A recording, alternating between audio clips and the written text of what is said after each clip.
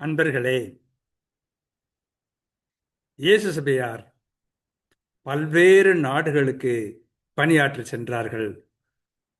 சென்ற இடங்களிலே அடித்தட்டு மக்களோடு அவர்கள் நெருக்கமாக பழகி அவர்களுக்கு சேவை புரிந்தார்கள்.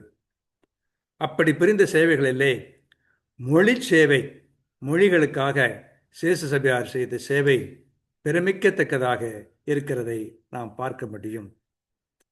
தமிழிலே வீரமாமுனிவர் பெரும் தொண்டு ஆற்றியிருக்கிறார் என்று பெருமைப்பட்டு கொண்டிருக்கிறோம் அல்லவா? அதே போல பெருமை மிக்க பல்வேறு பணிகளை இயேசு சபையார் வெவ்வேறு நாடுகளிலே வெவ்வேறு பழங்குடி மக்களின் மத்தியிலே அவர் செய்திருக்கிறார்கள் என்பதை பார்க்கும்போது திகைப்பாகவும் வியப்பாகவும் இருக்கும். தந்தை ரோஸ் என்பவர் சிரியாக் மொழியிலே பெரும் மேதையாக விளங்கினார். நம்முடைய புனிதர் பிரான்சிஸ் சவேரியாருடைய சகோதரரின் மகன் தந்தை ஜெரோம் சேவியர் பெர்சிய மொழியிலே மிகவும் புலமை மிக்கவர். அக்பரோடு பெர்சிய மொழியிலே பேசுகிற சக்தி வாய்ந்தவர். தந்தை ஹென்றி ரோக் வடமொழியிலே மகா மேதை. வேதங்களை எல்லாம் கற்று தெளிந்தவர்கள், உபநிடதங்களிலெல்லாம் பெரும் புலமை பெற்றவர்கள், இப்படியெல்லாம் இருந்திருக்கிறார்கள். தந்தை கெர்பியோன் சீனர்களின் தாத்தார் மொழியிலே தரமான இலக்கியம் படைத்திருக்கிறார்.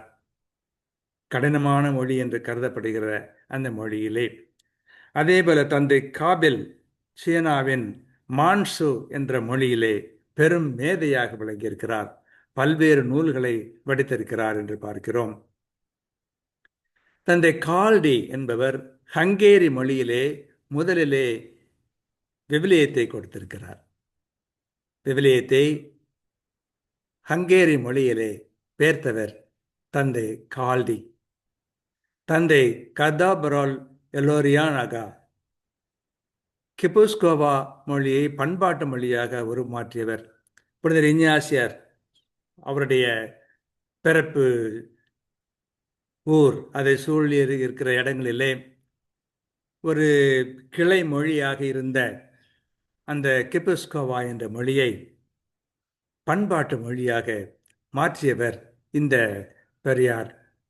தந்தை அன்சியேட்டா தூப்பி என்ற மொழியிலே அன்னை மரியாவை பற்றி ஒரு பெரும் காப்பியமே எழுதினார்.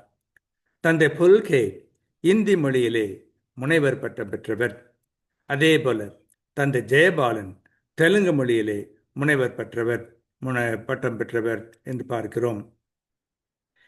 இயேசு சபையினர் தாம் பணியாற்றிய மக்களோடு தங்களை கரைத்து கொண்டதால் பல மொழிகளுக்கு எழுத்து வடிவம், இலக்கணம், இலக்கியம், அகராதி, சொற்களஞ்சியம் முதலியவற்றையெல்லாம் வழங்கியிருக்கிறார்கள். இது பிரமிக்கத்தக்க ஒரு பணியாக உலகமெங்கும் ஏற்றுக்கொள்ளப்படுகிறது என்பதை நாம் சிந்தித்து பார்க்க வேண்டும்.